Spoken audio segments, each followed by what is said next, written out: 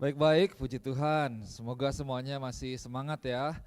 Oke, ya tadi ada kesempatan hari ini ke Boston dan puji Tuhan bisa menjenguk dan saya percaya bahwa Tuhan juga boleh bekerja sehingga ada apa ya yang mungkin dikhawatirkan sebelumnya tapi tidak terjadi, puji Tuhan, kepada Tante Sieni, dan kita berdoa mungkin Rabu atau bahkan bisa Selasa sudah boleh pulang, dan minggu depan berharap bisa ketemu bersama-sama dengan kumpul dengan kita semua ya.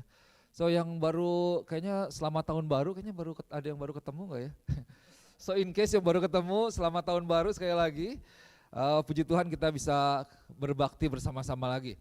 Oke, saudara yang kasih Tuhan, saya mau lanjutkan apa yang disampaikan minggu lalu ya. Kalau masih ingat, Pastor Z sampaikan satu firman Tuhan dengan judul yaitu Stand Firm and Take Action. Berdiri teguh gitu ya dan bertindak. Diambil dari kitab Daniel pasal yang ke-11 ayat yang ke-32. Nah saudara, kalau saudara ingat minggu lalu, ini kita tahun ini yang menjadi visi atau tema dari gereja ini ya, yaitu Stand Firm and Take Action.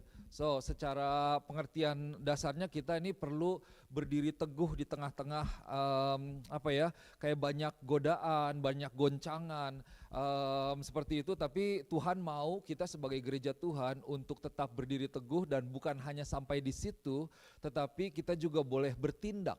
Jadi bukan hanya fokus kepada diri kita sendiri, tetapi gereja Tuhan juga boleh terus menjadi berkat, boleh melakukan sesuatu di mana ada banyak orang yang mungkin kehilangan pengharapan dan lain sebagainya. Itu disinilah fungsi daripada gereja Tuhan. Nah, saya pikir kalau kita lihat dalam waktu ibadah Natal dan ibadah minggu kemarin ya, kalau saudara ingat itu Pastor Z sebenarnya sudah gali firman Tuhan ini dari kitab Daniel pasal ke-11 ini ayat 32 begitu dalam gitu ya. Coba kita lihat sebentar ya, Daniel 11 ayat yang ke-32. So next slide, ini adalah visi dari gereja kita, Stand Firm and Take Action, vision and theme dan temanya. Dan kita lihat Daniel 11 ayat ke-32, firman Tuhan katakan seperti ini, saya bacakan buat Bapak Ibu Saudara ya. Dan orang-orang yang berlaku fasik terhadap perjanjian akan dibujuknya sampai murtad dengan kata-kata licin. Tetapi umat yang mengenal Allahnya akan tetap kuat dan bertindak. Saya mau ajak saudara, kita boleh baca sama-sama yang ini di depan ya. He shall seduce with flattery those who violate the covenant. Nah ini yang bagian keduanya. But the people who know their God shall stand firm and take action. Nah ini akan diulangi baik hari Minggu ini, dalam khotbah ini, juga di dalam minggu-minggu ke depan kita akan dengar lagi nih, bahwa the people who know their God shall stand firm and take action. The people who know their God shall stand firm and take action. So again, kita sudah belajar banyak, saya percaya, dengan apa yang disampaikan oleh Pastor Z, di mana kita belajar tentang background dari Daniel 11 ini ya. Backgroundnya seperti apa, konteksnya seperti apa pada zaman dahulu, itu sejarahnya seperti apa, dan apa yang terjadi pada waktu itu. Jadi dari situ kemudian Pastor Z sampaikan kepada kita, bagikan di dalam satu sermon yang singkat, tapi merupakan suatu perkataan Tuhan juga, tuntunan Tuhan buat gereja ini. Saudara yang kasih Tuhan, kita memang perlu menghargai, ini bukan saya karena di sini, tapi kalau saudara mau tahu ya, sebenarnya untuk menyiapkan satu khotbah 30-40 menit itu bisa mungkin 5 jam, bisa 10 jam kali. Belum teknisnya, bikin PowerPoint-nya dan lain sebagainya. Karena nanti saya kasih tahu ada contoh yang lain. Jadi benar-benar kita tuh baca sejarahnya seperti apa, mungkin kadang nonton video, kita baca banyak buku, compare berbagai terjemahan Alkitab. Jadi kita pelajari betul supaya bukan hanya kita sekedar membaca firman yang kayaknya nyambung gak nyambung, tapi memang kita bisa tahu apa nih arti daripada firman Tuhan ini. Dan kita bisa bawa dalam konteks kehidupan kita, apa yang Tuhan mau katakan kepada gereja Tuhan khususnya, dan apa yang Tuhan mau kita untuk lakukan pada saat ini, di zaman kita. So, sore hari ini saya mau ajak kita boleh lihat beberapa cerita di Alkitab ya, beberapa cerita di Alkitab yang memperlihatkan bahwa ada orang-orang yang stand firm, ada orang-orang yang berdiri teguh, dan ada orang-orang yang bertindak, yang mereka mengambil sebuah tindakan di tengah-tengah sebuah tantangan gitu. Jadi ada tantangan, ada pencobaan, ada ujian, ada masa-masa yang sulit, tapi orang-orang ini mereka berdiri teguh terhadap firman Tuhan, dan mereka melakukan sesuatu, dan pada akhirnya mereka mengubahkan sejarah, atau mungkin menuliskan sejarah. Tapi kalau ternyata mereka tidak bertindak, saya lihat, saya pelajari, ini sejarah hari ini bahkan susunan bangsa-bangsa, susunan orang mungkin itu akan menjadi berbeda gitu. Jadi karena ada orang-orang ini yang bertindak, mereka mengukir sejarah kepada kehidupan umat manusia. Oke, ada tiga pribadi, tiga poin deh, 3 poin nanti ada, berarti ada, nanti kita lihat ya. 3 poin yang saya mau sampaikan sore hari ini. So, those in the Bible who stand firm and act. Jadi mereka ini di dalam Alkitab yang berdiri teguh dan bertindak. Yang pertama kita akan lihat satu orang wanita yang luar biasa yang bernama Esther. Nah, Esther ini kitab paling disukai sama istri saya nih dulu. Dari dulu udah dari pacaran udah kasih tahu, wah ini Esther nih. Soalnya waktu kecil kayaknya, waktu umur mungkin lebih kecil dari Zoe mungkin ya. Itu kan Esther kan ceritanya tentang putri-putrian gitu ya. Putri, terus ada rajanya, mungkin di kepala seorang anak kecil itu kan kayaknya ceritanya bagus gitu ya, ada istana dan lain sebagainya. So, Esther ini orang yang luar biasa, seorang wanita yang luar biasa yang tercatat di dalam Alkitab, bahkan namanya itu dipakai menjadi satu buku di dalam Alkitab. Kalau dilihat ada banyak buku, dalam satu buku itu bukan menceritakan hanya orang itu ya, tapi Esther ini menceritakan sebenarnya fokusnya kepada pribadi seorang Esther, seorang wanita yang luar biasa. Nah, karena ya Esther memang spesial. Esther ini sebuah buku, sebuah kitab yang penuh dengan apa ya, kalau dilihat penuh dengan drama. Ini menceritakan tentang sebuah kekuasaan. Jadi ada intrik-intrik kekuasaan, ada intrik-intrik politik, terus ada romantika gitu ya, dan pokoknya menarik gitu. Kalau saudara senang sama Korean drama, ini bisa jadi senang sama kitab ini nih. Bahkan ada yang prediksi ya, ini kalau dibikin novel, dibikin seri gitu ya, itu akan menjadi salah satu daripada best selling novel gitu di Amazon kah atau di toko-toko buku gitu. Karena ini menarik nih. Dari awal bagaimana intriknya sampai pada akhirnya sebuah bangsa, sebuah komunitas itu bisa diselamatkan karena adanya Esther. Nah, bedanya apa sama Korean drama? Well, yang jelas Esther ini sebuah kisah yang nyata. Jadi kejadian nyata, true story tentang satu orang di mana dalam sebuah masa yang penuh dengan tantangan, yang mungkin bisa jadi salah satu masa yang paling menantang di dunia ini, dia mengambil resiko dan akhirnya dia mengubah nasib bangsa dia. Dia mengubah nasib bangsa dia dan menyelamatkan orang-orang yang ada, yaitu orang-orang Yahudi pada waktu itu. Jadi kan ceritanya singkat bahwa Esther ini kan seorang Yahudi ya. Ya, seorang Yahudi yang pada akhirnya dia menjadi seorang putri dari seorang raja, yaitu Raja Ahasuerus. Tadi malam saya persiapan mungkin ada 5 menitan kayaknya. Saya lihat bahasa Inggrisnya ternyata beda ya. Bahasa Indonesia aja udah susah. Ahasuerus gitu. Ternyata kalau bahasa Inggris nggak tahu di sini ada nggak ya? Itu ngomongnya gimana ya? Saya bilang ngomongnya gimana? Ternyata ditulisnya Ahasuerus. Ternyata dibilangnya gini. Ya kayak su kita menuntut orang. Ahasuerus. Nah, saudara kalau mau belajar Alkitab ada sebuah website yang alamatnya itu biblespeak.org. Itu nama-nama di Alkitab, saudara bisa dari abjad A, mau huruf B, mau huruf apa gitu ya. Itu nanti ada tokoh Alkitab, ada nama kota yang dimulai dengan huruf itu. Nah, nanti pronounce-nya gimana?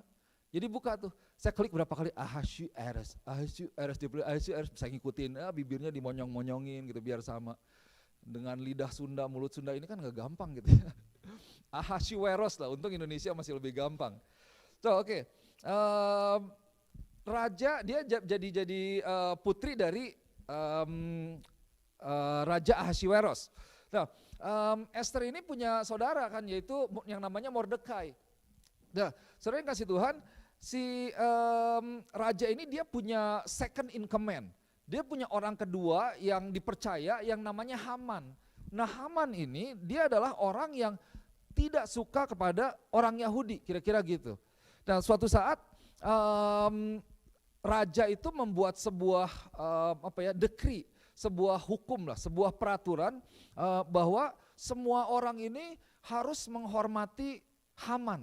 Gitu. Semua orang harus menghormati Haman. Jadi harus tunduk kepada Haman dan menghormati Haman. Tapi suatu saat ketika mereka lewat gitu ya di gerbang, ini si Mordekai dia nggak mau sujud untuk menghormati Haman. Wah, Haman ini egonya tinggi sekali. Dia marah sekali sehingga dia mengatur sebuah rencana, plot untuk membunuh bukan hanya Mordekai tetapi seluruh bangsa Yahudi. Wah, ini berarti dia mau melenyapkan satu suku gitu ya, satu bangsa. Wah, luar biasa. Kenapa? Karena dia begitu benci dengan Haman, dengan Mordekai dan orang-orang Yahudi. Karena dia tidak dihormati. Nah, ini dia nih. Disinilah masuk yang namanya Esther. Drum roll, gitu ya. Jadi pahlawannya. Jadi Esther nih mulai masuk di sini. Jadi singkat cerita bahwa Mordekai ini akhirnya dia mengetahui rencana daripada Haman untuk memusnahkan semua orang Yahudi, untuk membunuh semua orang Yahudi. Dan akhirnya dia meminta bantuan dari Esther, dia bertanya kepada Esther. Nah, kita lihat apa yang dikatakan oleh Mordekai ya. Di dalam kitab Esther pasal yang keempat ayat yang ke-14. Esther 4 ayat 14 dikatakan seperti ini. Sebab sekalipun engkau pada saat ini berdiam diri saja, bagi orang Yahudi akan timbul juga pertolongan dan kelepasan dari pihak lain. Oke, saudara perhatikan ya. Dan engkau dengan kaum keluargamu akan binasa. Siapa tahu mungkin justru untuk saat yang seperti ini engkau beroleh kedudukan sebagai ratu. Nah, saudara perhatikan, Mordekai bilang begini, sebenarnya kalau kamu diam aja juga, keselamatan akan tetap ada untuk bangsa ini. If you remain silent, relief and deliverance, kelepasan for the Jews will arise from another place. Dalam arti apa? Saudara, ketika Tuhan berjanji, Tuhan itu tidak akan membatalkan janjinya. Tuhan berkuasa. Tuhan bisa memakai banyak cara. Pertanyaannya, apakah kita mau bersedia untuk dipakai oleh Tuhan? Kan gitu ya? Gitu. Dia bilang kepada Esther seperti itu. Ya, kalau kamu nggak mau juga, kamu diem aja juga, kamu pasif, tidak bertindak apa-apa, ini tetap keselamatan akan datang. Cuma coba pikirkan, mungkin justru kamu ada pada saat ini memang untuk tujuan ini nih. Kamu menjadi ratu untuk tujuan ini. Nah, sebenarnya buat setiap kita bisa lihat bahwa saudara pernah berpikir nggak bahwa engkau ada saat ini, di tempat ini, di negara ini, for such a time like this. Gereja Tuhan ada di tempat ini, Bapak Ibu Saudara, itu Tuhan tempatkan dengan tujuan Tuhan, bukan secara kebetulan, karena Tuhan punya rencana di dalam kehidupanmu. Untuk menyaksikan Tuhan, untuk membawa keselamatan bagi banyak orang. So, kita lanjut ya. Akhirnya Ratu Esther dia setuju. Dan dia berkata, ini yang menarik, di ayat yang ke-16, dikatakan seperti ini. Setelah itu Esther menyuruh menyampaikan jawab kepada Mordekai, pergilah, kumpulkanlah semua orang Yahudi yang terdapat di Susan dan berpuasalah untuk aku. Janganlah makan dan janganlah minum 3 hari lamanya. Nah, ini jenis puasa yang full ya. Di Alkitab itu ada beberapa macam puasa, ini 3 hari benar-benar gak makan dan tidak ada setetes air pun yang masuk gitu. Jadi benar-benar tidak makan dan minum apa-apa. Oke, 3 hari lamanya, baik waktu malam, baik waktu siang. Aku serta dayang-dayangku pun akan berpuasa demikian, dan kemudian aku akan masuk menghadap raja, sungguh pun berlawanan dengan undang-undang. Kalau terpaksa aku mati, biarlah aku mati. Wow. So gather together all the people and then fast for me.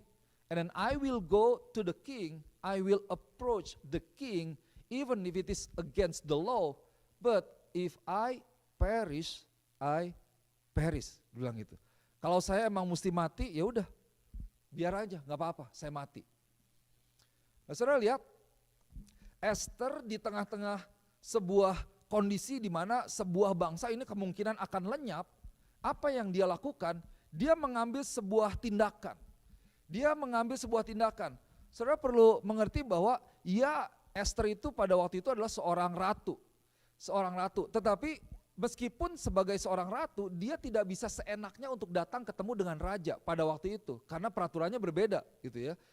Kalau tidak dipanggil, itu bisa dihukum tuh. Nggak bisa tuh misalnya, raja apa kabar gitu kan, suami sendiri itu masa nggak boleh ketemu. Nah enggak kayak gitu tuh, itu nggak boleh. Jadi ada peraturannya, kalau rajanya nggak panggil, itu nggak bisa. Jadi raja yang ngatur nih, saya mau sama siapa gitu ya, mau sama yang ini gitu. Itu kan kayak selir di Indonesia banyak tuh, ya istilahnya kayak gitu. Kalau nggak dipilih, nggak dipanggil, itu nggak bisa ketemu.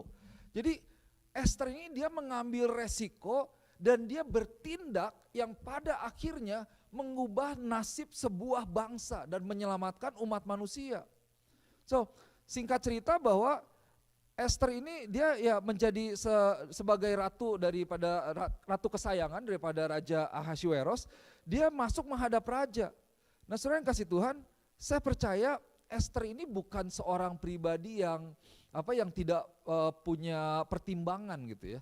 Tapi dia adalah seorang yang kenal siapa Tuhannya, dia adalah seorang yang dekat dengan Tuhannya, dan ketika dia mendengar berita tentang ini atau panggilan tentang ini, apa yang dia lakukan? Dia menyatakan, ayo kita puasa.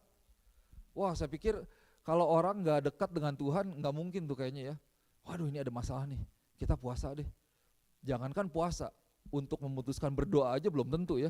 Wah, kalau enggak kan kita biasanya langsung sibuk. Wah, gimana ya? Oh, jadi gimana? Oh, gini, wah, siapa dan lain sebagainya. Nah, ini Ester udah tahu. Kita cari Tuhan.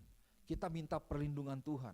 Well, specifically ini kita puasa jenis Ester ini berdoa untuk perlindungan, keselamatan bagi bangsa, keselamatan bagi orang-orang yang kita sayangi dari pekerjaan iblis yang mau mencoba untuk mengambil keluarga kita. Berdoa, berpuasa seperti Ester. Nah, saudara yang kasih Tuhan, Ester saya percaya dia punya sebuah hubungan yang memang tidak ditulis secara spesifik di Alkitab kita, tetapi kita bisa lihat dari tindakan Ester, dia memberikan diri dia, dan sejarah mencatat bahwa pada akhirnya Haman itu, singkat cerita ya dari intrik-intrik yang ada, Haman itu dihukum dan dia mati, kemudian bangsa Yahudi diselamatkan, dan bahkan bangsa Yahudi mendapatkan sebuah perlindungan, karena itu yang menjadi titah daripada Raja Ahasuerus. Jadi diselamatkan, dan bukan itu saja, dilindungi, nggak boleh diapa-apain, aman. Sebuah bangsa diselamatkan. Kenapa? Karena ada satu orang yang bertindak. Ada satu orang yang berdiri teguh berdasarkan prinsip firman Tuhan, yang tahu apa yang menjadi keinginan Tuhan, bahwa Tuhan mengasihi bangsanya, dan dia bertindak. Akhirnya bangsa itu diselamatkan. Bapak Ibu Saudara yang kasih Tuhan, berapa sering kita mendapati diri kita ketika kita berada dalam sebuah kondisi yang misalnya seperti ini ya, penuh tantangan, atau di dalam bangsa ini, seringkali kita kekurangan iman, kita meragukan Tuhan, dan kita memilih untuk hidup dengan nyaman atau hidup dengan aman. Udah deh, yang penting gue aman deh, ya orang lain mah peduli amat ya. Kan Ester ini sebagai ratu, dia bisa hidup di istana dengan tenang-tenang saja gitu. Wah, udah enak, ngapain mikir orang lain? Apalagi beresiko sampai kita sendiri mati gitu. Wah, untuk kita sendiri rugi, aduh jangankan mati ya, keluar uang aja pikir-pikir dulu kayaknya, dan lain sebagainya gitu. Ini apalagi memberi, misalnya berkorban, aduh yang penting kita aman deh, yang penting di rumah aman, orang lain ya kita doakan aja gitu. Wah, kadang-kadang kita suka rohani begitu kan, kita doakan, yang penting pokoknya kita aman.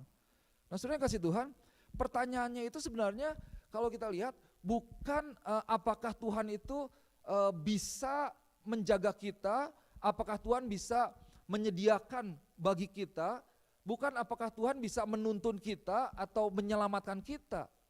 Tetapi sebenarnya pertanyaannya buat kita itu adalah, adakah satu orang yang mengerti panggilan Tuhan di generasi ini, dan kemudian bersedia menaruh dirinya di mezbah Tuhan dan mengambil sebuah resiko untuk sebuah bangsa diselamatkan. Well, satu orang yang bernama Ester pada waktu itu, pada masa itu, dia mengerti kehendak Tuhan. Dia menjawab panggilan Tuhan. Dia mengambil resiko. Dia tidak mempedulikan dirinya sendiri. Bahkan dia katakan, kalau aku mati, biarlah aku mati. Tapi aku berjuang untuk bangsaku. Wah, ini luar biasa nih. Ini yang harusnya menjadi spirit di dalam gereja.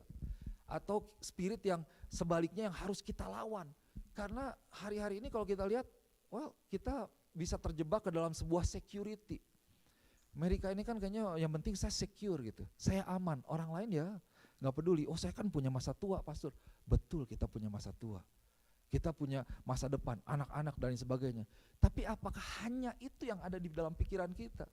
Atau apakah kita bisa mengambil isi hati Tuhan, apa yang Tuhan mau lakukan in such a time like this? So, kalau kita mau belajar dari Esther, kita bisa belajar bagaimana Esther dengan rela memberikan dirinya, kemudian mengambil tindakan, bahkan mengorbankan atau mengambil resiko terhadap keamanan dirinya sendiri. But the people who know their God shall stand firm and take action. Orang, umat yang mengenal Allahnya akan menjadi umat yang akan berdiri teguh dan bertindak. Oke ya. Yang kedua kita lihat, ini ada tiga sekawan, namanya Sadrak, Mesak, dan Abednego. Nah, Sadrak, Mesak, Abednego ini ceritanya kira-kira berapa ya, 25 abad yang lalu gitu, di mana orang-orang ini, Sadrak, Mesak, dan Abednego, termasuk juga dengan Daniel, itu mereka masuk ke dalam sebuah pembuangan ketika Yudea itu sudah dikalahkan. Dan mereka hidup di bawah kepemimpinan seorang raja, dan di mana umat atau orang-orang di sekeliling mereka itu menyembah berhala gitu ya. Jadi mereka nggak kenal Tuhan. Babylon itu menggambarkan sebenarnya kota yang udah nggak kenal Tuhan, kehidupan udah segala macam, mereka menyembah berhala, berbagai macam berhala, pokoknya selain Tuhan. Nah, jadi mereka ini ditantang iman mereka. Hidup di tengah-tengah bangsa yang tidak mengenal Tuhan, setiap hari di dalam kehidupan mereka, Sadrak, Mesak, dan Abednego itu ditantang apakah mereka mau give in gitu ya, atau give up. Mereka menyerahkan imannya atau menjadi kalah, menyerah dan mengikuti pola atau kehidupan bangsa itu. Ya udah deh, ya ikut-ikutan aja deh, ikut menyembah berhala gitu. Karena kalau enggak, kita repot nih. Nah, saudara lihat bahwa hari-hari ini di Amerika ini juga banyak hal yang bisa membawa kita kepada idol. Kalau kita tidak punya prinsip yang teguh di dalam firman Tuhan, kita bisa terjebak kepada penyembahan berhala. Berhala itu apa? Berhala itu bisa macam-macam. Satu hal yang menggantikan posisi Tuhan itu bisa jadi sudah menjadi berhala bagi dirimu. Kalau engkau misalnya senang hobi, hobi apapun, yang senang golf, terus senang badminton, terus sampai nggak ke gereja, nggak baca firman Tuhan. Apakah itu hobi, apakah itu mungkin istri atau suami gitu, apakah itu mobil, apakah itu yang lain sebagainya, yang menggantikan posisi Tuhan di dalam kehidupanmu, itu sudah menjadi berhala, sudah kita sembah tanpa kita sadar. So, Sadrak, Mesak, dan Abednego ini berada di dalam sebuah pemerintahan, yaitu Raja Nebukadnezar. Dan suatu saat raja membangun sebuah patung emas yang tinggi besar, itu kira-kira 32 meter atau 105 feet. 105 feet itu kira-kira berapa lantai building ya? Nggak tahu, 4 lantai kah, 5 lantai, mungkin ya kira-kira segitu kali ya. Dan kemudian ketika raja sudah selesai membangun patung emas itu, raja memerintahkan semua orang dari segala bangsa, dari segala bahasa, siapapun, ketika mereka mendengar bunyi-bunyian dimainkan atau simfoni musik gitu ya, karena alat musiknya banyak di Alkitab itu ada, mereka ini harus bow down, mereka harus menyembah gitu kepada patung emas itu. Jadi mereka mungkin harus nggak tahu gimana musiknya, nggak tahu ya. Pokoknya harus menyembah. Kalau ada musik, semuanya harus tunduk, harus berlutut, harus menyembah patung emas itu. Dan kalau ada orang yang tidak taat, tidak menyembah, tidak mau tunduk, mereka akan dihukum, dan hukumannya apa? Dimasukkan ke dalam perapian yang sangat panas. Jadi ruangan yang penuh dengan perapian. Saudara pernah lihat pizza gimana dimasaknya ya. Nah itu tuh, saya seneng ke La Festa. Wah itu kannya oven brick dimasaknya ya. Emang kalau bukan pakai oven brick pakai apa ya? Pakai kompor gitu ya, pakai microwave gitu kalau di rumah. Nah itu kan, aduh kayaknya dari jauh aja udah bisa kerasa. Ini kebayang satu ruangan yang penuh dengan api gitu. Waduh, bahkan dinyalakannya itu 7 kali lipat. Wah, orang yang ngantrinya aja sampai mati itu. Nah tapi saudara, ini 3 orang ini ya, 3 orang ini ketika mereka mendengar musik itu dinyalakan, dimainkan, ini 3 orang ini mereka tetap aja berdiri. Sementara orang lain sujud menyembah, mereka tetap berdiri, tidak mau menyembah. Wah itu kan sebuah tantangan betul-betul ya kepada raja gitu. Wah akhirnya mereka ditangkap, mereka dihukum, itu mereka ya pada akhirnya dimasukkan ke dalam perapian itu. Nah Bapak Ibu Saudara yang kasih Tuhan, saudara bayangkan Sadrak, Mesak dan Abednego, mereka tahu nggak ada hukum itu? Mereka tahu ya, kan udah dikasih tahu sebelumnya. Saya pikir bahwa ini 3 orang ini ya, apakah orang ini memang benar-benar berani gitu, memang nyalinya tinggi gitu, nantang raja loh. Atau orang ini ignorant itu nggak pedulian gitu, nggak pedulian. Kalau kita misalnya udah mobil udah nyalainnya susah, nyala, udah gitu ada cek engine-nya warna udah nyala gitu, udah gitu kita biarin aja. Ya kalau nanti suatu saat mogok di jalan jangan salahin siapa-siapa, jangan pukul mobilnya, jangan marah-marah gitu ya, kita ignore aja, berarti kan ada tanda-tanda yang kita abaikan. Nah ini kalau nggak berani, nekat gitu ya, ini orang mengabaikan atau emang ini orang emang bodoh aja gitu. Di Alkitab ternyata banyak loh, ada ayat dibilang ini, janganlah bodoh. Nah itu kita bisa omong diri kita sendiri tuh, jangan bodoh. Jangan jadi orang bodoh, jangan jadi orang bego, mesti pintar. Nah apakah mereka ya ignorance atau bodoh aja, foolish begitu. Jadi tapi saya pikir bahwa nggak ada satu orang pun yang dengan sengaja mau memberikan dirinya untuk disiksa atau untuk mengalami sebuah kesakitan, betul ya? Nggak ada yang mau gitu. Nah ini udah tahu nih, hukumannya dimasukin ke api, mereka tetap berdiri loh. Well, terakhir saya cek sih, api itu tetap panas ya. Ada yang pernah kena kompor gak, kena itu kan api atau panas. Nggak ada yang mau main sama api. Nah mereka dibawa kepada raja, kemudian raja sekali lagi nih nanya, oke kamu Sadrak, Mesak dan Abednego, ini dikasih tahu sekali lagi ya, bow down, worship, kalau udah gitu kamu bebas. Tapi kalau kamu nggak mau, konsekuensinya kamu akan dimasukkan ke perapian. Nah kita lihat apa yang menjadi jawaban dari Sadrak, Mesak dan Abednego di dalam kitab Daniel pasal yang ke-3. Daniel pasal yang ke-3 ayat yang ke berapa tuh? 17 kalau tidak salah. Di ayat yang, karena kadang-kadang bahasa Inggrisnya beda. Oke, 17. Dia mengatakan seperti ini. Mereka bilang begini nih ya. Jika Allah kami yang kami puja sanggup melepaskan kami, maka ia akan melepaskan kami dari perapian yang menyala-nyala itu. Dan dari dalam tanganmu ya Raja. Oke, ayat 18 ya. Tetapi seandainya tidak, hendaklah tuanku mengetahui ya Raja, bahwa kami tidak akan memuja dewa tuanku dan tidak akan menyembah patung emas yang tuanku dirikan. So that was the moment of truth. Ini momen benar-benar nih. Jadi dibawa kepada raja, oke sekali lagi, kamu sembah, oke ya, mau dibunyiin nih, sembah gitu ya. Kalau enggak, kamu dimasukin nih ke api nih. Itu mau teaser dulu, mau ngerasain dulu apinya, pakai korek dulu sedikit mungkin gitu ya, mau dites. Tapi mereka bilang begini, ini saudara perhatikan perkataan mereka. Dibilang gini, the God whom we serve is able to save us, and He will rescue us from your power. Mereka dengan tegas menyatakan seperti itu. Ini kan sebuah pernyataan ya, bukan pertanyaan. Pernyataan sebuah statement bahwa Tuhan yang kami layani itu mampu, sanggup melepaskan kami. Gitu. Dan ia akan menyelamatkan kami dari kuasamu. Ayat yang ke-18 bilang lagi, but even if he doesn't, kalaupun enggak, ini dengerin ya raja ya, dengerin baik-baik. Kami tidak akan menyembah patung yang Tuanku buat. We will never serve your gods or worship the gold statue that you have set up. Saudara, buat Sadrak, Mesak, dan Abednego sebenarnya mungkin kita pikir nih, aduh kompromi sedikit gak apa-apa kali ya. Kompromi sedikit ya, cuma nunduk sedikit lah, tuh raja udah gitu. Raja udah nih, oke. Mereka bisa jadi dilepaskan, mereka bisa melanjutkan pertemanannya, mereka bisa menikmati kehidupan mereka, bahkan mereka bisa loh lanjut tetap melayani orang-orang yang ada dan melayani Tuhan. Benar gak?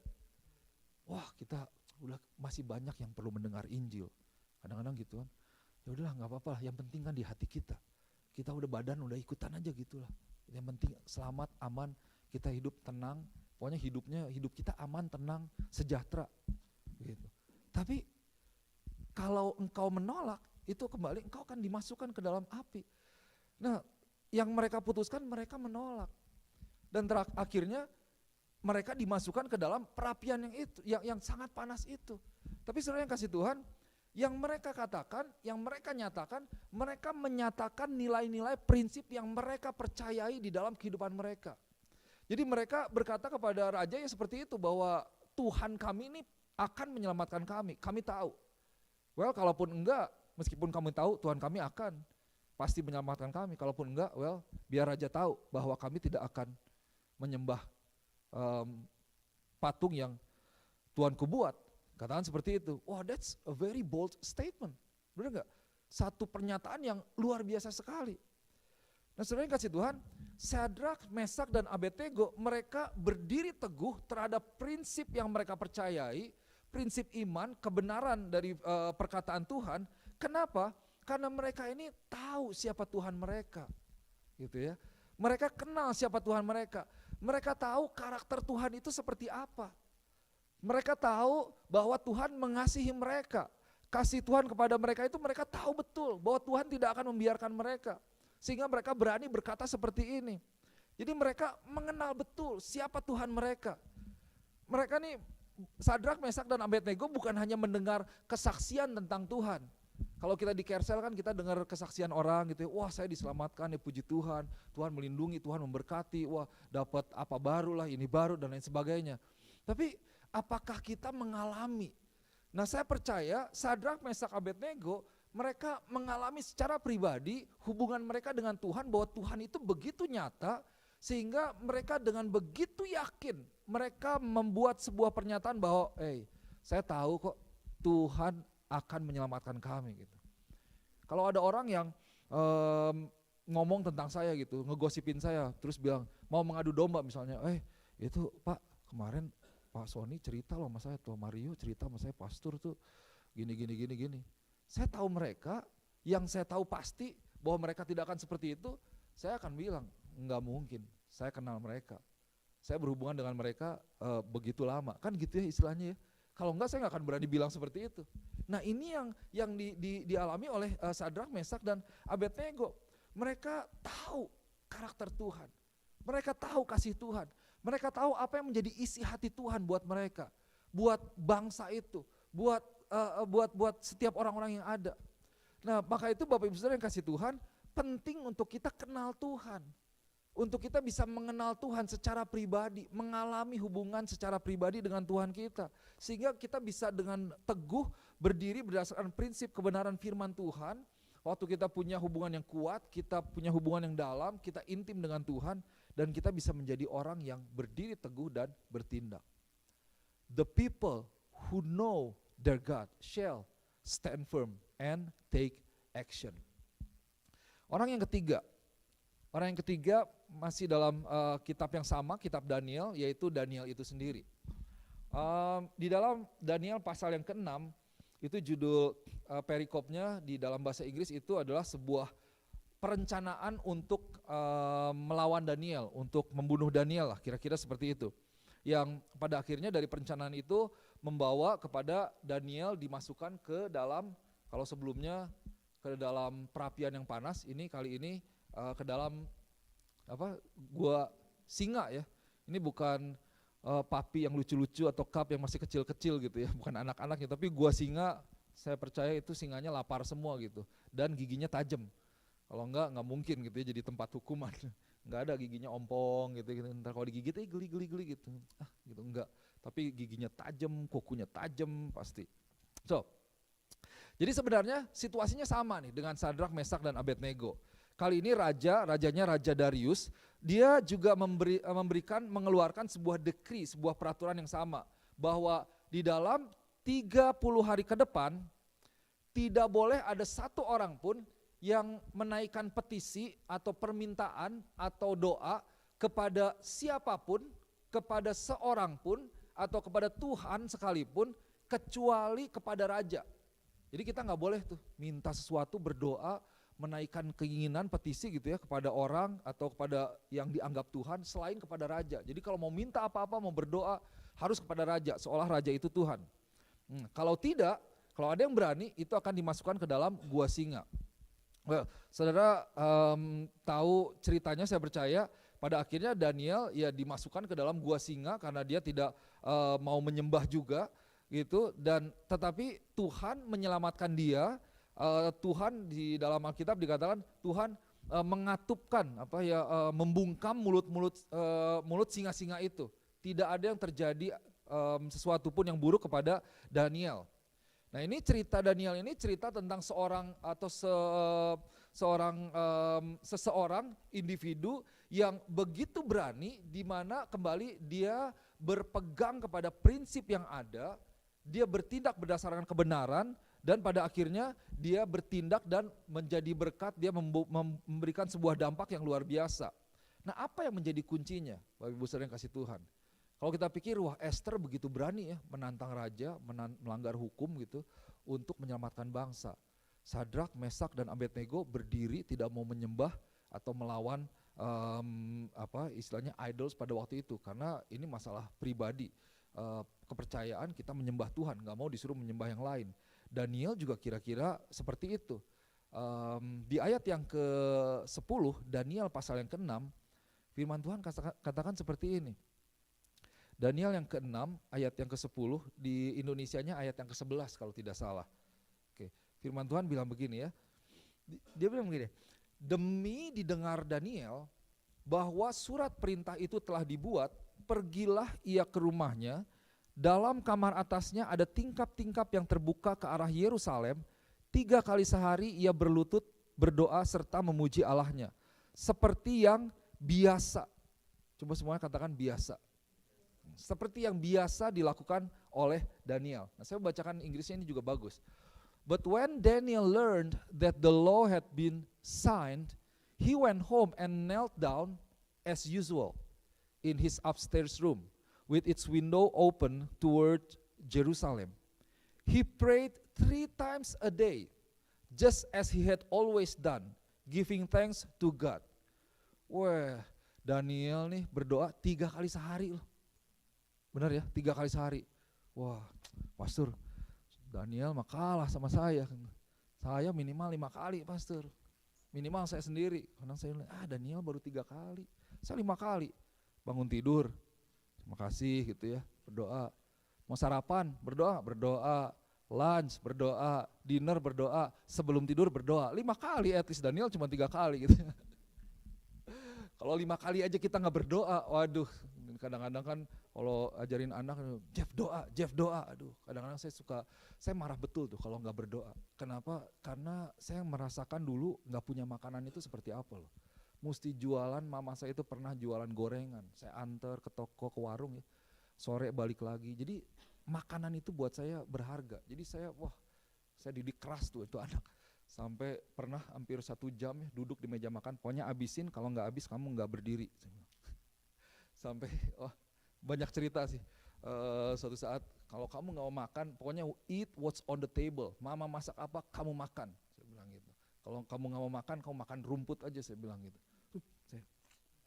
Gimana kalau dia nanti nggak mau makan rumput? Saya pikir-pikir, iya benar juga ya. Tapi saya pikir, biarlah, kuda juga sehat, makan rumput kuat gitu. Untung dimakan habis, udah dingin, kasihan juga sih. Tapi buat saya dia nggak akan apa-apa kok. Yang penting dia belajar untuk menghargai masakan mamanya dan menghargai berkat Tuhan gitu ya. Mengucap syukur gitu. Banyak orang nggak bisa makan, saya bilang. Saya bawa ke Indonesia, saya kasih lihat orang-orang di jalanan, anak-anak kecil jualan buat makan. Belum tentu mereka makan sehari 2 kali loh. Gitu. Saya bawa ke Indonesia kayak gitu bukan hanya sekedar jalan-jalan. Pakai setiap kesempatan untuk kita menaruhkan nilai-nilai yang baik kepada anak-anak kita. Ada amin. Ajarkan mereka prinsip kebenaran firman Tuhan. Gitu. So again, ini Daniel berdoa 3 kali sehari. Wah, jadi Daniel punya sebuah kebiasaan. Dikatakan as usual, seperti yang biasa dia lakukan. Jadi buat Daniel biasa tuh. 3 kali sehari dia masuk ke kamar, dia berdoa kepada Tuhan. Dan saya percaya ini bukan sebuah doa kayak kita tadi ya, cuman Tuhan terima kasih buat makanan minuman ini diberkati, berikan kekuatan, udah gitu udah. Tapi Daniel benar-benar membangun sebuah hubungan dengan Tuhan, berkomunikasi dengan Tuhan, seperti yang biasa dilakukannya sehingga dia kenal siapa Tuhan dia. Betul ya? Kalau enggak dia nggak mungkin loh bertindak seperti itu. Wah, mau dimasukin ke perapian atau mau dimasukin ke gua singa. Jangankan ke gua singa. Saudara, saya membuka sebuah fakta, saya ini paling takut dengan namanya angsa. Nggak tahu, kayaknya waktu kecil saya pernah mau disosor sama angsa. Karena kan saya mau ke gereja itu dulu jalan lewat sawah. Gitu, lewat sawah, mau sekolah lewat sawah. Jadi mau ke gereja itu pakai sendal lewat sawah. Saya ingat tuh dalam ada mungkin 1 tahun, 2 tahun gitu ya, waktu di Ciputat jalan belum benar, bawa sepatu itu ditaruh di kantung keresek, kantong plastik. Jalan lewat sawah kan pasti kakinya tanah merah dan lain sebagainya. Nanti sampai di jalan besar di aspal, ya benar-benar ketemu aspal, itu ke rumah warga. Numpang cuci kaki ya silakan aja nimba sendiri gitu, cuci kaki, baru naik angkot ganti sepatu. Pulang begitu lagi. Dan beberapa mungkin 6 bulan kali. Setiap kali mau sekolah jalan kaki. Jadi ngerasain tuh istilahnya kayak gitu-gitu. Jadi kayaknya di tengah-tengah itu kan sawah segala macam, itu banyak bebek gitu ya. Ada yang namanya empang. Mungkin ada yang nggak ngalamin yang namanya empang. Suatu saat saya cerita masih tentang empang ke si Jeff cerita ketawa-ketawa gitu. Ya itu Jeff, makanan ikan-ikan itu ya itulah empang-empang itu, makanya besar-besar. So, jadi saudara, kalau engkau tanya misalnya mau ajak saya permainan, Pastor, truth or dare? Wah, kalau dare-nya mau dimasukin ke ruangan yang penuh dengan angsa-angsa, saya mendingan truth, saya langsung gitu. Jadi makanya kalau ajak ke Boston Common itu jangan ajak ke situ lah, karena banyak bebek, banyak angsa di situ, kayaknya trauma gitu, takut. Pastor Nala dengar nggak ya? Pastor Nala tuh takut sama Pastor, maafkan, takut sama rama-rama, tahu rama-rama? Kupu-kupu yang besar, badan gede gitu kan, tapi kalau ada kupu-kupu gede takut tuh, wah bisa heboh gitu lah. Saya sama angsa aja takut loh, dikerubungin gitu, saya bisa stres. Ini sama kupu-kupu takut, apalagi singa loh. Ini bukan main-main loh, serius loh. Dimasukkan ke dalam ruangan yang penuh dengan singa. Well, Daniel dia nggak takut dengan singa, dia nggak takut dengan yang namanya kematian. Jangankan digigit, mau dimakan apa, saya nggak takut. Yang penting saya tetap berdiri berdasarkan firman Tuhan, memegang kebenaran firman Tuhan. Jadi dia berdiri teguh dan dia bertindak, dan Tuhan menyelamatkan Daniel. So the people who know their God shall stand firm and take action. So what's the key? Kuncinya apa, saudara perhatikan dari 3 cerita ini? Bahwa mereka adalah orang-orang yang mengenal Tuhan mereka, sehingga mereka bisa berdiri teguh dan mereka mengambil tindakan di tengah-tengah situasi yang tidak baik. Bahkan mereka berani memberikan diri mereka mengambil resiko bahwa mereka akan mati mungkin, tapi mereka ambil resiko itu demi umat Tuhan, demi keselamatan, demi nama Tuhan. So the people who know their God shall stand firm and take action. Ada satu quote yang bilang begini, knowledge is power. Pengetahuan itu adalah sebuah kekuatan ya. Sebenarnya ada sambungannya sih, knowledge is power but character is more. So karakter itu lebih penting daripada pengetahuan ya. Orang bisa S1, S2, S3 tapi kalau nggak punya karakter, S4, lama-lama S5 gitu ya. STH lah, nanti sampai gelar terakhir ALM, nah itu disematkan gitu buat setiap kita. Tapi kalau nggak punya karakter kan itu sama aja gitu. Tapi saudara lihat bahwa di dalam Alkitab kita itu tidak dipakai istilah knowledge is power. Tetapi mengetahui kebenaran itu adalah sebuah kekuatan. Gitu. Bahasa Inggrisnya saya sampaikan gini ya. The Bible doesn't use the phrase knowledge is power, but indeed to know the truth is indeed powerful. Kalau kita tahu kebenaran, itu ada kuasa di dalamnya. Firman Tuhan katakan jika engkau tahu kebenaran, if you know the truth shall set you free. Nah, kayaknya saya terangkan sedikit ya. Kata know di sini, ini tadi saya miss di awal. Kata know di sini ini punya arti yang berbeda dengan kata ada di dalam kitab Kejadian pasal yang keempat ayat 4 itu ditulis bahwa Adam knew Eve. Jadi Adam knew ya pakai lampa, knew Eve and then she conceived. Jadi Adam mengetahui Hawa, tanda kutip mengetahui, dan kemudian Hawa hamil gitu. Nah itu kata know di situ, arti katanya itu adalah hubungan intim antara suami istri, sebuah keintiman gitu. Ada juga di firman-firman yang lain yang memakai kata yang sama. Tapi di sini the people who know their God ini punya arti yang beda meskipun temanya sama yaitu hubungan. Ini tuh artinya di sini yaitu to know itu artinya to know by seeing, mengetahui karena melihat gitu. So, kalau gitu gimana Pastor? Gimana orang yang melihat Tuhan gitu ya, sementara kita kan nggak melihat Tuhan. Tapi jangan lupa, kita melihat Yesus ini kan bukan dengan mata fisik kita ya, tapi dengan mata rohani kita, yang kita kenal dengan kacamata iman dibilangnya. Kita beriman terhadap firman Tuhan. Di dalam Yohanes pasal 20 ayat 29, Yesus katakan begini, diberkatilah mereka yang tidak melihat namun percaya gitu. Tapi bagaimana kita bisa percaya? Bagaimana kita bisa melihat Tuhan? Bagaimana kita bisa melihat dalam hal ini mengenal Tuhan? Bagaimana kita bisa know our God? Yaitu lewat firman Tuhan. Waktu kita baca firman Tuhan, kita mengenal Tuhan, kita mengenal karakter Tuhan, kita mengenal isi hati Tuhan, kita mengenal rencana Tuhan buat kita, buat keluarga, kita mengenal berkat-berkat Tuhan, siapa Tuhan, dan lain sebagainya.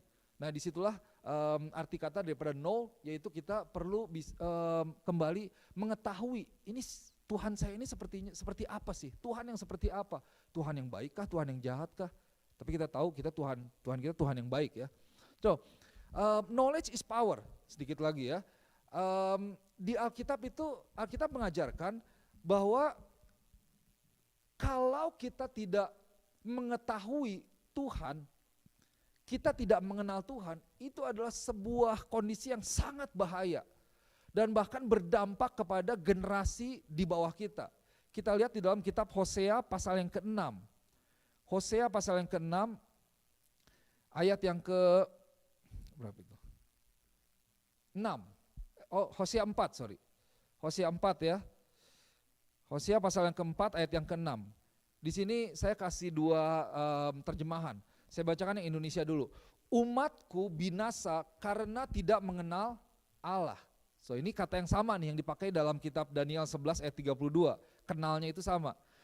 Umatku binasa karena tidak mengenal Allah, karena engkaulah yang menolak pengenalan itu, maka aku menolak engkau menjadi imamku.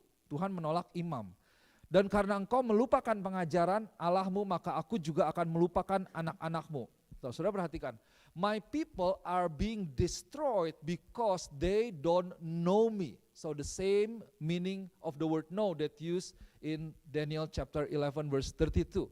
Since you priest refuse to know me, I refuse to recognize you as my priest. So God rejected the priest. Since you have forgotten the laws of your God, I will forget to bless your children. Kemudian dalam New King James Version dibilang, my people are destroyed for lack of knowledge. Umatku ini hancur, binasa, dalam terjemahan lain dikatakan ruined, itu because you have rejected knowledge. Kita menolak nih, kita nggak peduli untuk mengetahui Tuhan ya, untuk kenal Tuhan. Kayaknya nggak penting buat kita gitu. Kayaknya nggak penting. So, I will also reject you from being priest for me because you have forgotten the law of your God. I also will forget your children. Wah, scary loh. Kalau kita nggak berusaha untuk mengenal Tuhan, well, berkat Tuhan itu lepas bahkan untuk generasi anak-anak kita. Kenapa? Karena sebenarnya logikanya gampang. Bukan Tuhan jahat, bukan. Karena kita berjalan bukan di jalan Tuhan. Ya kalau kita keluar dari jalan Tuhan, Tuhan gak bisa paksa kita. Kita memilih untuk berjalan di luar dari jalan Tuhan. Maka kita jauh dari berkat Tuhan. Tuhan gak bisa paksa kita, maka berkat Tuhan juga akan jauh dari kita, terlebih kepada anak-anak cucu kita. Nah konteks ayat ini memang Tuhan ini mengatakan kepada pemimpin-pemimpin agama. Ini istilahnya kepada saya misalnya, aku menolak kamu sebagai priest, sebagai pemimpin agama. Kenapa? Karena kamu tidak mengajarkan kepada umatku untuk mengenal Tuhan. Gitu. Jadi aku menolak kamu, dan aku menolak kamu sehingga umatku juga tidak mengenal aku, dan aku juga menolak mereka. Wah, ini satu pewahyuan yang kita perlu mengerti betul. Untuk itu kebenaran firman Tuhan perlu dinyatakan di tempat ini. Ada amin. Pengenalan akan Tuhan itu perlu menjadi satu hal yang kita kejar karena efeknya panjang sekali. Tuhan menolak gembala-gembala, pemimpin-pemimpin agama, dan bahkan berkat Tuhan itu jauh daripada anak-anak kita. So, because of the lack of knowledge, my people are being destroyed. So again, saudara lihat bahayanya kita tidak mengenal Tuhan. Tetapi luar biasanya ketika kita kenal siapa Tuhan kita. Dan bahkan sebenarnya itu yang menjadi kunci untuk kita bisa menjadi umat yang berdiri teguh dan umat yang bertindak. Kuncinya apa? Pengenalan akan Tuhan. Kalau saudara kenal siapa Tuhanmu, saya percaya engkau tidak akan mudah kecewa. Saya punya masalah dengan gambar diri. Tapi ketika saya tahu betul, saya sadar betul bahwa Tuhan mengasihi saya, cukup buat saya.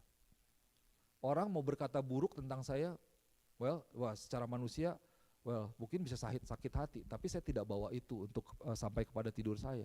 Shake it off aja. Yang penting saya tahu Tuhan saya mengasihi saya. Saya berharga di mata Tuhan. Suatu saat saya akan ada bersama-sama dengan Tuhan. Nggak perlu repot-repot menghabiskan energi, marah-marah, dan lain sebagainya. Nah kenapa? Karena kita tahu siapa Tuhan kita. Sama seperti tokoh-tokoh yang ada di Alkitab tadi. Berapa banyak saudara lihat sekarang generasi ini adalah generasi yang seringnya berkata I feel, bukan I think, atau terlebih I believe. Kalau I feel kan, kayaknya saya rasanya sedih, saya rasanya seneng gitu ya. Dalam setiap situasi kecenderungan orang bilangnya I feel. Bedanya dengan I think apa?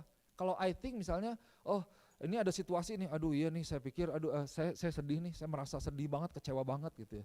Kalau I think saya pikir misalnya ada masalah di layoff, saya pikir pastor ke depannya saya bakal kacau nih, kehidupan gak tahu nih mesti seperti apa. I think, dengan berpikir engkau bisa berpikir negatif, engkau bisa berpikir positif. Tapi saya pikir begini gitu ya, bisa dua hal, engkau bisa kreatif dalam dua hal ini. Tapi kalau engkau bilang I believe, berarti engkau berdiri berdasarkan sesuatu, betul ya? Oke pastor, situasinya sama, ekonomi, resesi mungkin, gak gampang, ada tantangan. Kalau I feel scared, I feel afraid, I'm afraid gitu ya. Atau I think, it won't get better. Tapi kalau I believe, now what do you believe? Itu berdasarkan pengenalan kita akan Tuhan. I believe that my God will supply me. My God will provide.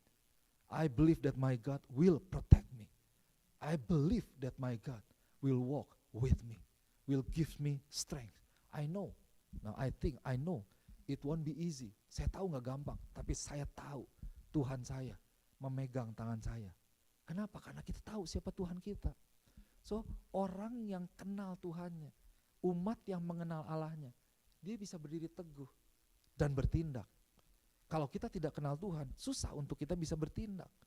Nah gereja Tuhan, sebagai orang percaya, kita perlu mengerti beberapa hal. Yang pertama, kita perlu mengerti bahwa Tuhan memanggil kita untuk berdiri teguh pada masa-masa ini dan mengambil tindakan. Tuhan ini memanggil gereja Tuhan, memanggil setiap kita untuk berdiri teguh di atas dasar firman Tuhan dalam waktu-waktu ini, waktu-waktu khusus. Ini waktu di mana firman Tuhan katakan bahwa orang ini tidak bisa membedakan mana tangan kiri dan mana tangan kanan, betul ya? Ini waktu-waktu di mana orang itu meredefinisikan istilah pernikahan. Kalau dulu pernikahan antara satu laki-laki dan satu perempuan, sekarang antara pilihlah laki-laki atau perempuan dan dengan siapapun yang mereka mau gitu. Ini kan zaman yang sebenarnya waduh lagi kacau. Tapi pertanyaannya, apakah kita mau tetap berdiri berdasarkan kebenaran firman Tuhan meskipun ada resiko kita di cancel. Saya pernah sampaikan tentang ini ya, generasi sekarang tuh gampang gak suka dengan kita. Kalau mereka feelingnya offended, feelingnya tidak senang, kita tuh di cancel. Wah kalau di Instagram mungkin jadi di unfollow gitu. Gereja, saya keluar dari gereja, pokoknya saya gak setuju sama kamu. Saya gak setuju dengan apa yang kamu katakan, kita di cancel istilahnya, dijauhkan gitu. Nah tapi apakah kita mau tetap berdiri berdasarkan kebenaran firman Tuhan? Atau kita give in, give up terhadap tantangan yang ada? Dan jangan salah, iblis gak akan pernah berhenti untuk memberikan tantangan untuk menjatuhkan kita. Tapi kembali, apakah kita bisa tetap berdiri dan bertindak? Berapa banyak kita lihat bahwa seringkali sebagai gereja Tuhan, ya kita mau menjadi berkat buat orang lain gitu ya. Kita mau melakukan sesuatu, kita mau menjadi garam dan terang bagi dunia ini. Kita mau menjadi berkat buat banyak orang, kita mau menyampaikan firman Tuhan. Tetapi di dalam melakukan semua itu, di dalam pelayanan kita, seberapa sering kita mendapati diri kita bahwa kita ini seperti kehilangan kekuatan kita gitu ya. Kita kayaknya jadi lemah, kita kayaknya tidak teguh gitu. Kita hilang iman kita atau turun, kayaknya gampang capek gitu. Kenapa? Karena kita nggak begitu kenal siapa Tuhan kita. Karena kalau kita tahu bahwa Tuhan kita itu adalah Tuhan yang selalu baru kasihnya setiap pagi. Recharge dari Tuhan. Kalau malam saya charge handphone saya pagi-pagi itu penuh 100%. Sebenarnya begitulah firman Tuhan. Kalau kita nggak ngerti bahwa ternyata ada berkat Tuhan yang disediakan buat kita. Tapi kita nggak tahu nih, kita nggak kenal. Akhirnya kita draining, capek di dalam Tuhan. So again, this verse is very important for every one of us. And this is God's vision, the theme for our church this year.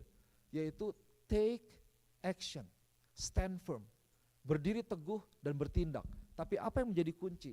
Yaitu pengenalan akan Tuhan. Oke, saya mau tutup kembali dengan next, ya masih dengan ayat yang sama, biar kita renungkan lagi dan lagi ya. But the people who know their God shall stand firm and take action.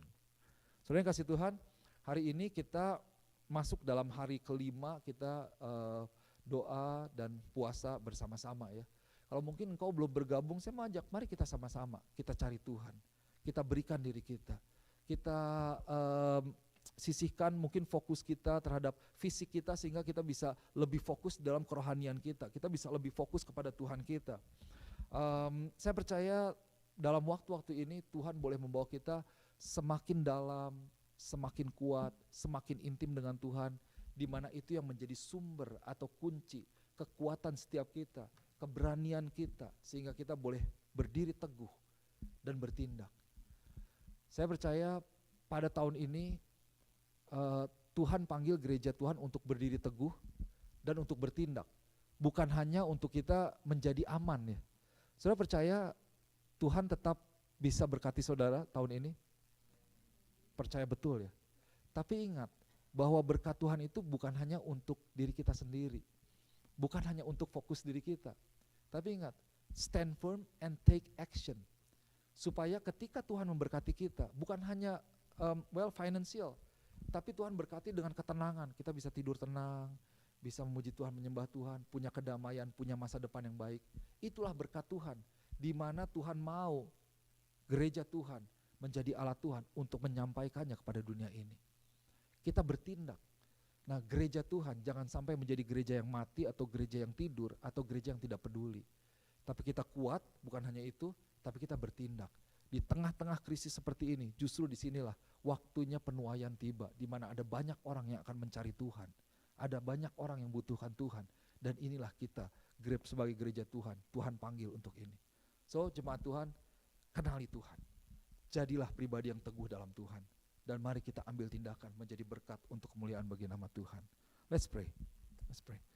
Bapa, di dalam nama Tuhan Yesus, hamba mengucap syukur Tuhan buat setiap firman Tuhan yang boleh disampaikan pada sore hari ini. Hamba berdoa Roh Kudus yang boleh menerangkan lebih lagi kepada jemaat Tuhan, sehingga setiap kami boleh sungguh-sungguh menerima pewahyuan Tuhan di dalam hati kami masing-masing, dan kami boleh berakar kuat, dan kami boleh mengerti Tuhan, bahwa apa yang terjadi bukan hanya terjadi di alam natural, tetapi ada hal yang terjadi juga di alam spiritual, di mana Tuhan mau untuk gereja Tuhan mengerti apa yang menjadi rencana Tuhan.